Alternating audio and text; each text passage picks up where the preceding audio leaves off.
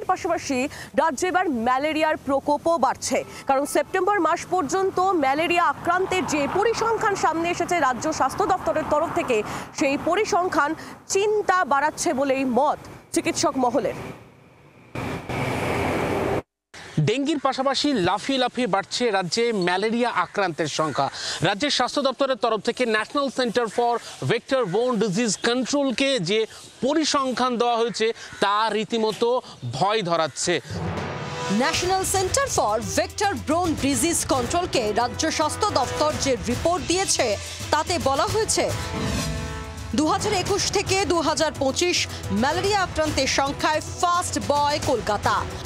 চলতি বছরের সেপ্টেম্বর মাস অবধি রাজ্যে ম্যালেরিয়া আক্রান্তের সংখ্যা ইতিমধ্যেই 12,000 পার করেছে, যার মধ্যে প্লাজমোডিয়াম ফ্যালসিপেরাম ম্যালেরিয়াতে আক্রান্ত 1,818 জন।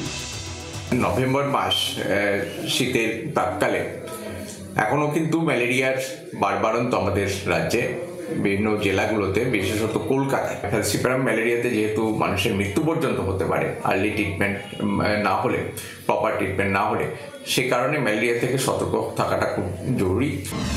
2021 রাজ্যে ম্যালেরিয়ায় আক্রান্তের সংখ্যা 28,987, যার মধ্যে কলকাতায় ম্যালেরিয়া আক্রান্ত 21,290 জন। প্রথম স্থানে কলকাতা। 2022 রাজ্যে আক্রান্তের সংখ্যা 40,038 জন। কলকাতায় ম্যালেরিয়া আক্রান্ত 27,209 জন। প্রথম স্থানে কলকাতা। 2023 রাজ্যে আক্রান্তের সংখ্যা 24,551, যার মধ্যে 16,919 জন কলকাতাতে ম্যালেরিয়ায় আক্রান্ত। প্রথম স্থানে কলকাতা।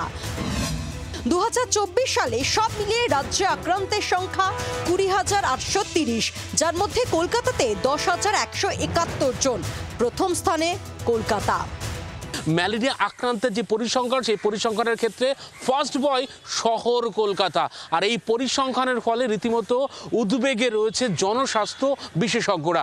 ক্যামেরা শুভ্র ঘোষের সঙ্গে অয়ন শর্মা, জি 24 ঘন্টা, কলকাতা। বাংলার আওয়াজ, বাঙালির আবেগ, জি 24 ঘন্টা।